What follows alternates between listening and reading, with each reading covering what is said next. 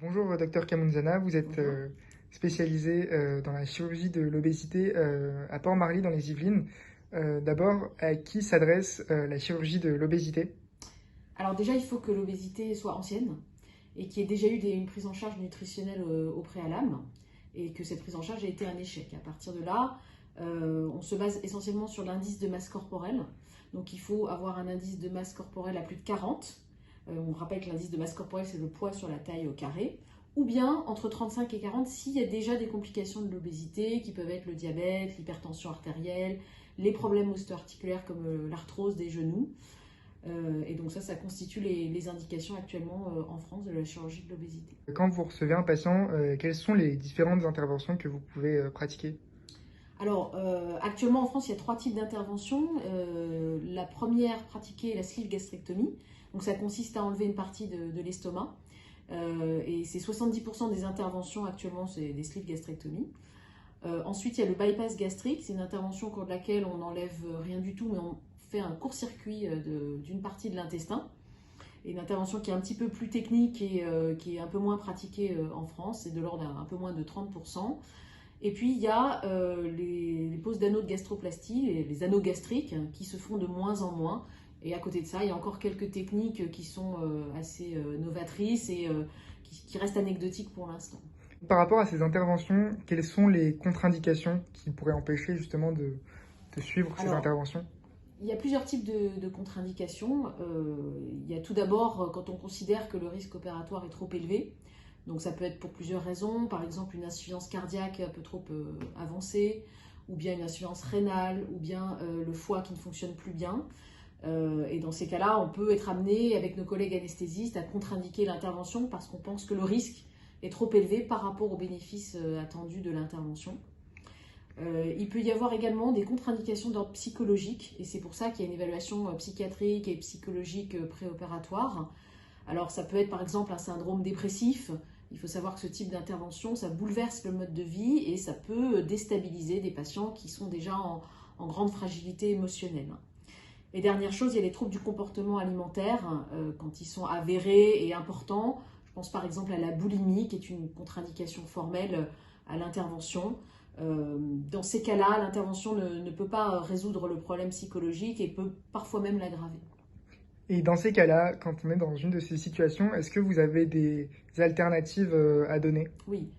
Alors quand les patients, quand on ne peut pas leur proposer une intervention chirurgicale, soit parce qu'il y a une contre-indication ou bien parce que les patients ne sont pas dans les critères pour être opérés, je pense par exemple aux personnes qui ont un IMC entre 30 et 35, qui ne sont pas dans les critères pour une intervention chirurgicale.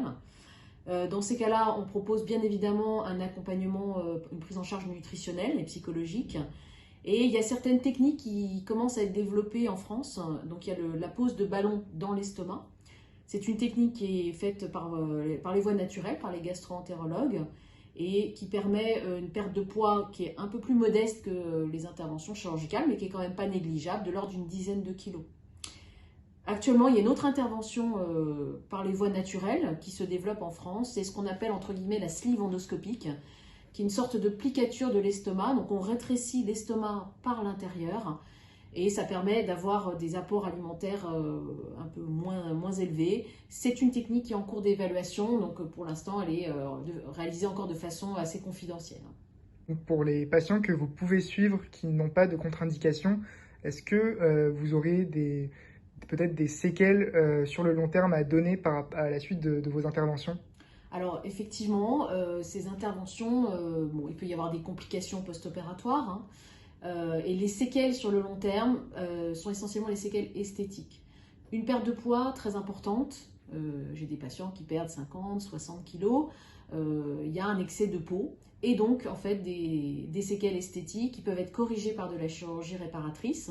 Et ce type d'intervention peuvent être même prises en charge par la sécurité sociale dans certains cas. On parle souvent de parcours ou de préparation à l'intervention. Pouvez-vous nous en dire plus? Alors, ce n'est pas une intervention qui se programme du jour au lendemain. Il y a une préparation avant l'intervention qui est indispensable.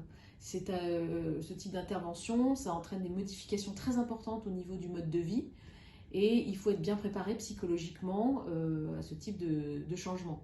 Donc, il y a une préparation nutritionnelle aussi pour acquérir de bonnes habitudes qui seront déterminantes pour le succès de l'intervention sur le long terme, et une préparation psychologique afin d'arriver le plus serein à l'intervention. Et pour terminer, donc pour ceux qui nous regardent et qui se poseraient éventuellement la question, est-ce que vous auriez des conseils à donner pour le choix du chirurgien? Alors, un bon moyen est de vérifier ses qualifications. Donc déjà, on peut vérifier qu'il soit bien accrédité auprès de la Haute Autorité de Santé. Normalement, ça apparaît sur les sites internet du chirurgien. Et on peut également vérifier qu'il soit membre d'une société savante, comme la Société de chirurgie de l'obésité. Et puis, on peut vérifier aussi son expérience dans le domaine. Voilà. Merci beaucoup, au revoir. Très bien, au revoir.